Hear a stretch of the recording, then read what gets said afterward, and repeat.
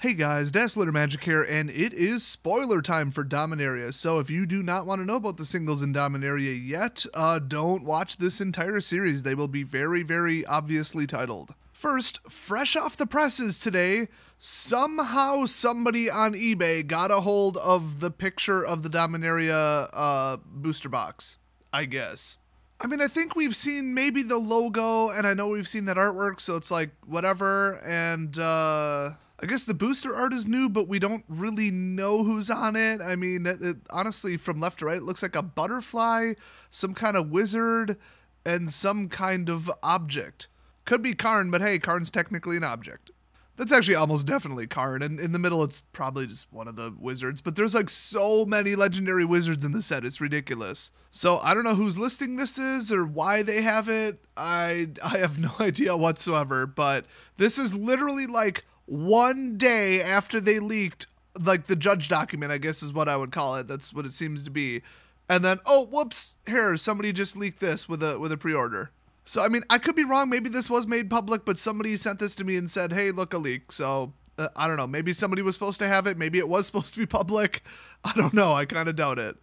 Next, we got the second most important thing with this whole shebang here, and that's what are the dual lands going to be? They're going to be what they call check lands and what I call single check lands because, you know, pretty obvious what double check lands are. People who suck at naming things called them battle lands, even though that makes no sense. They were in battle for Zendikar. Okay. They don't cause creatures to force fight, though, so are they really battle lands or are they double check lands? Because they check for 2 lands. Anyway, I really, really, really like the single check lands. They are so good. So Isolated Chapel, that's what I got up on the screen as an example. They were originally printed in Innistrad. Currently, they're sitting around, depending upon the color, just like around $5 a piece. So they're not crazy.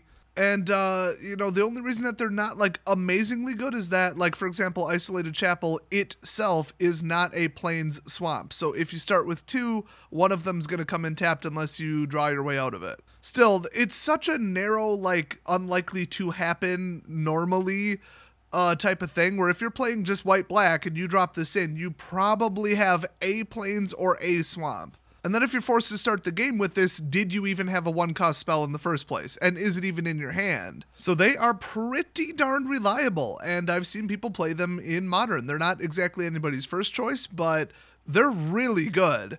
I'd say that the fast lands, which were of course from Scars and Kaladesh, they're a little bit more played.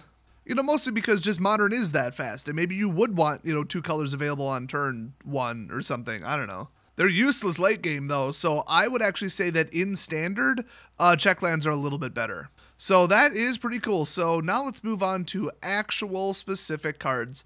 I was going to do these in a particular order and, like, sort them, and then that sounded like an awful lot of work because, let's update you on the situation. I'm on page 9 out of 57 in this damn document. Yes, I did change the number of pages because I changed the font. Times New Roman, Wizards, really? I mean, I thought it would at least be like the most legible, logical one, or some hipster font. Anyway, the document's in alphabetical order, so we're going in alphabetical order. Now, I gotta say before we start here, a little bit of setup. These are not all of the cards. They're just some of the cards. They're whatever they felt like they needed to make a ruling for. Which usually means the most unique and powerful. I mean, you don't gotta make a ruling for a 2/2 vanilla creature, so, I mean, we'll see. So first up, we've got Academy Journey Mage. It's 4 in the blue, so 5 cost. Human Wizard, 3/2. And you're probably thinking, well, 3/2 for 5, that sucks. Have you met wizards before? Not Wizards of the Coast, but just the wizard subtype, especially the human ones. They're not good. I mean, they're really good. It's just not in combat, which, I mean, welcome to every game ever. I mean, come on, you ever play D&D? You run up with your quarterstaff and try to bonk a goblin on the head, you probably got about a 95% chance of missing. So what does this amazing wizard do, which is shockingly not legendary? Probably because it doesn't have a name. It's just like, oh, here's an Academy Journey Mage. Doesn't matter which one. So yeah, that would not be legendary. This spell costs 1 less to cast if you control a wizard already. So, okay, 3/2 for 4, maybe, And it's a binary condition. It's yes or no. It's not cumulative, I would assume. Yeah, actually, that's the first ruling. When Academy Journey Mage enters battlefield, return target creature an opponent controls to its owner's hand. So it's like a weak Reflector Mage. You might get a 3/2 for 4. I still think, I mean, you could use this to swing for the win. I guess. I mean, it's about on par with like On Crop Crasher, I guess, maybe a little bit better, but it's not like amazing, but it's just good. If you had to hard cast this though, this is the problem with like the whole damn set from what I've seen so far, which is not much. It's just like legendary sorceries. You cannot pull it off the top of your deck and turn around a game that you're already losing, because for this you already need something on the field to an extent. I mean, if you have 5 mana, you don't. But if you're stuck at 4 mana and they keep destroying your stuff and you don't have any wizards, oops. Same with legendary sorceries. Oh, you don't have a legendary permanent on the field? Well, then I guess you literally cannot cast the spell at all. That's how those work, by the way. So I don't really like this card. Now that said, Panharmonicon.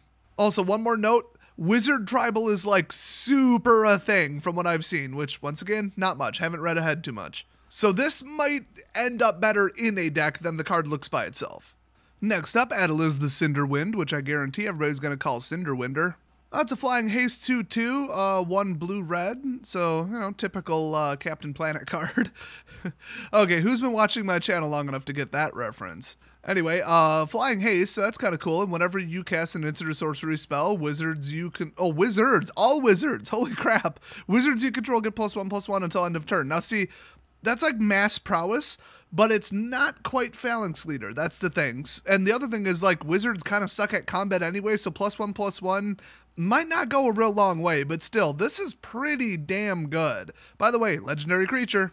Next up, Ancient Animus. It's 1 and 1 green. It's an instant. Put a 1/1 counter on target creature you control if it's legendary. Wow, they're really going hard on that. This is going to be yet another set that just does not mix with other sets. It's all wizards, it's all legendary. This is going to be so annoying. Anyway, then it fights target creature and opponent controls. So for 2, that is like really damn good. But it has to be legendary. See, that's the thing. You might be looking at the spell thinking, yeah, that's pretty amazing, but remember, it has to be legendary. But then again, if you already have a legendary on the field, it's probably a pretty good card because it's legendary. They might stretch it a little bit in this set.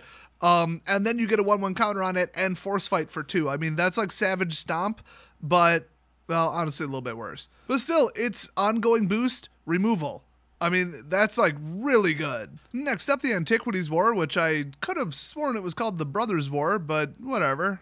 For all I know, it's a completely different event. I don't know, but guess what? It's a saga. So for 1 and 2 on the lore count, if you don't know how saga works, watch my other video. Look at the top 5 cards of your library. You may reveal an artifact card from among them and put it into your hand. Put the rest on the bottom of your library in a random order. That'll be a pretty good way to go get Metalwork Colossus. Unfortunately, if you have a really necessary card that's not an artifact, you have to put it on the bottom of your deck. So this can backfire real quick.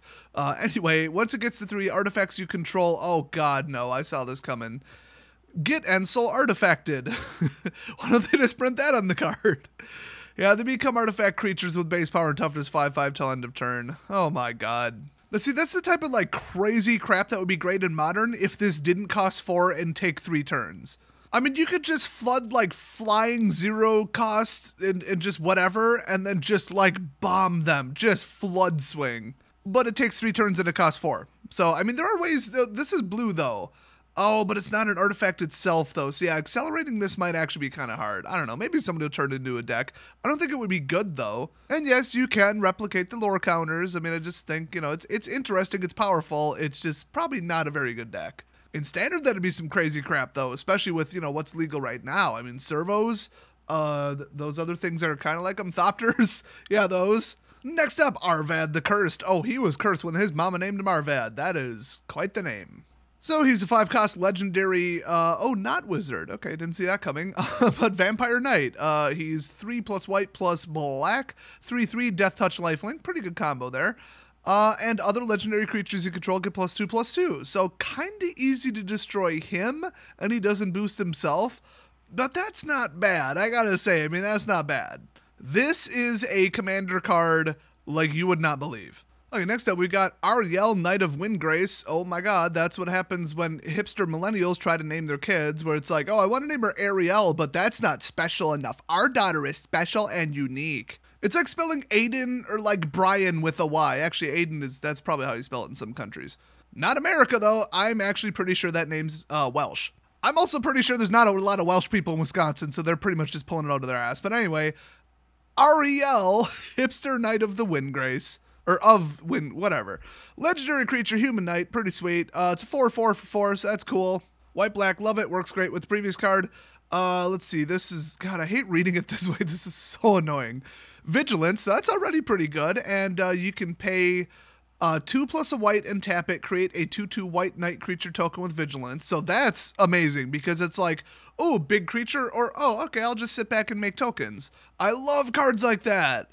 Okay, you can also pay a black, tap it, and tap X untap knights you control, destroy target creature with power X or less. Ooh, so if you're at a bit of a standoff or you just don't feel like swinging, just don't feel like it, you can start just during their end step, knocking them out one at a time. They didn't even put a sorcery limit on this. This is pretty damn good. Guys, this is basically Eiley, but like, honestly, a little bit better. I already like this, except it doesn't cost 2. But still, it's good, and it's legendary. I mean, it just sucks that like the whole damn set's legendary. If you start with 3 of these in your hand, which is almost mathematically impossible, you're screwed. Which, I mean, just mulligan. But still, it's annoying when it happens. And, if you have 4 of them in your deck, and you draw an average of 15 cards total per game, I think on the 16th one, you're more likely than not to have drawn 2 or something like that. Actually, I just did that in my head. That's wrong. But you get my drift. I mean, you're going to see the same card twice in some games, and it's probably going to piss you off. So if you can, just drop in less than 4 into the deck, I guess.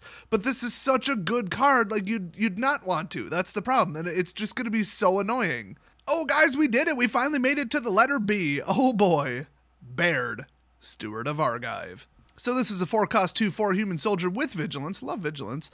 Creatures can't attack you or a planeswalker you control unless their controller pays 1 for each of those creatures. Oh my god, Archangel of Tithes is back. And this doesn't have the tap state restriction, but then again, it doesn't prevent blocking either. So it's a bit of a trade-off, but damn, this is good. I mean, if they have a superior board state to you and then you drop this out, they'll just not do anything and just pay the mana to swing. So, like, this isn't, like, game ending, but it's really, really, really fun. Like, this is so much more fair than that garbage card in Snaring Bridge.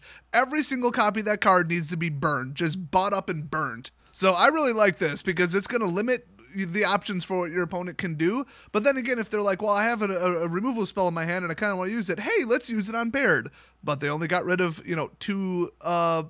vigilant swing power, I guess you would call it.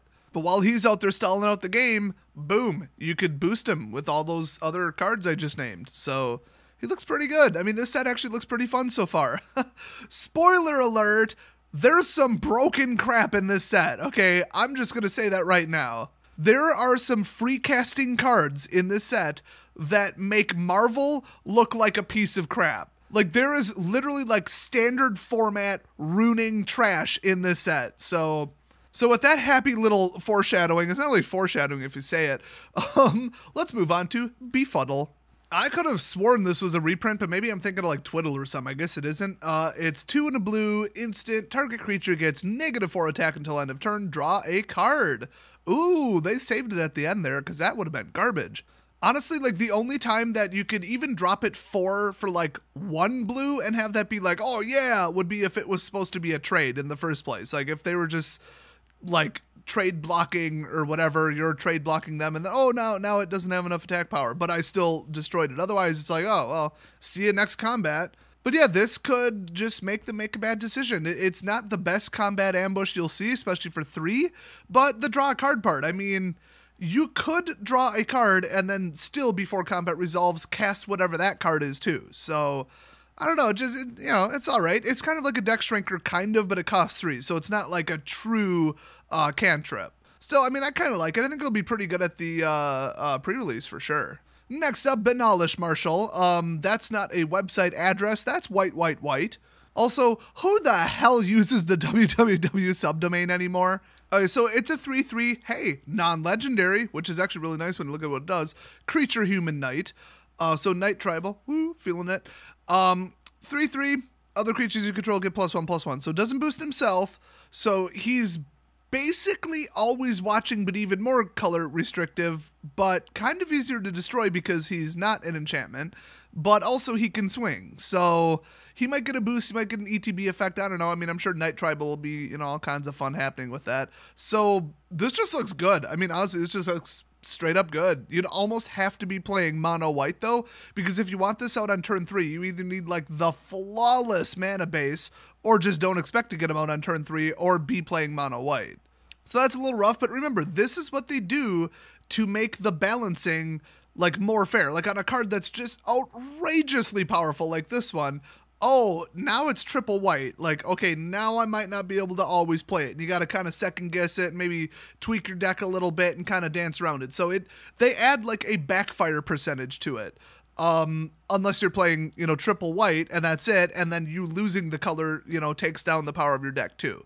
So overall, I like this. And it's a devotion card too, which is amazing. I know Black Devotion is like the killer deck in Modern, but White Devotion, this might have turned it around almost by itself. I mean, this is pretty nuts.